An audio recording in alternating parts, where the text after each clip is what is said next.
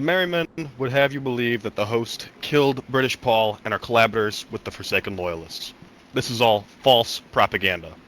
Let's rewind a bit and go back to where this all began. Ephraim Winslow asked the host to take care of British Paul. British Paul and Sarge had broken into our home and shot Apache and Benjamin. We wanted revenge and simply asked for an apology instead. Sarge gave a half-assed apology because he was forced to. Afterward, no one heard from them in months. We waited patiently, more patient Johnny, than any other group would have been, and did not retaliate. British Paul came to apologize. British Paul, the smug, shit-stained drugger, gave excuse after excuse, then finally let out a piss-poor apology to Ben, followed by an insult because Ben had an attitude. We won't condone what our previous leader did shooting British Paul, but why do members that were never involved have to pay? Ben is no longer a part of the host. Ben did not even kill British Paul. Shot him? Yeah. British Paul did not die by our hands. He stormed Gorka, and damn, finished the job. Some months later, Ephraim came by our barn, saying that we had fucked up the plan. His plan, to kill British Paul. He said that he was kicked out of the Merrymen, exiled from the Northeast, and that he would be killed if found in Merrymen territory. After this conversation, he was followed, and strangely enough, he went back to Buck's Pond, the fishing village. He was shot for lying to us. He kept coming around, asking what he could do for us. We gave him tasks. Find information on Hip. Find information on missing deer. He came to us saying that he found our missing Humvee, and that he needed somebody, anybody, even if it was just one of our simplest hunters to go with him. All of us felt this was a trap, from the start, and nobody went with him. He left, angry, and we did not see him for many days. No one ever believed his stories. There were too many inconsistencies, to which there were not any real explanations. We kept him at arm's length, never letting him get too close. The Merrymen said they had embedded a mole.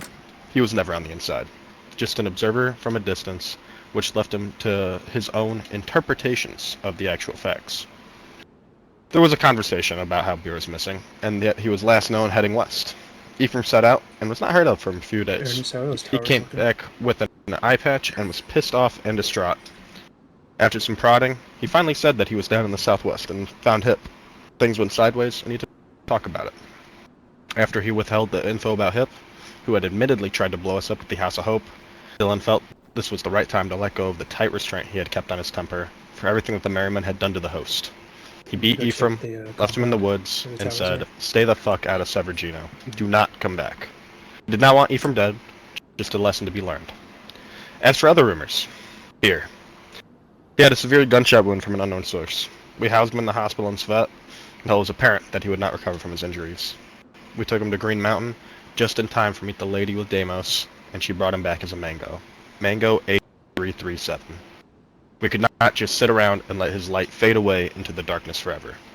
He will be affected by this, but just knowing he's around is better than the alternative. The leadership of Host is no longer the same as it was the time of the British Paul incident.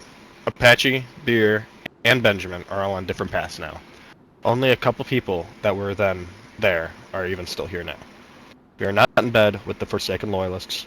We have spoken to everyone that matters on this, and it's the same truth we have said a million times over. We never raided Sherwood. We never retaliated. The tree fucker hippies teamed up with the farmers in Olsha to raid us. They took our means to do business away and found nothing incriminating.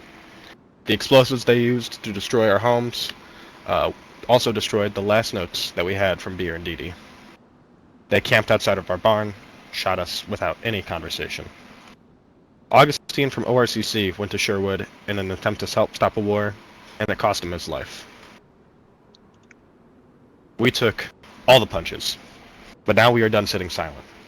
Just for a moment, I beg everyone to seek your own truth. Come talk to us. Please know the host will not be retaliating. We will not be the aggressors. Anyone that attempts or has attempted to retaliate is just taking advantage of this bad situation.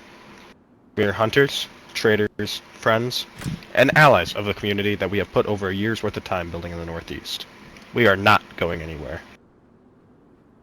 Ask yourselves why the Merrymen and the cult reemerged at the same time. That was me. Why they are targeting That was me. the only groups who now vow to I didn't know eradicate there was the one cult. that close. Nothing is a coincidence. We have all seen it before. Just a thought, an accusation.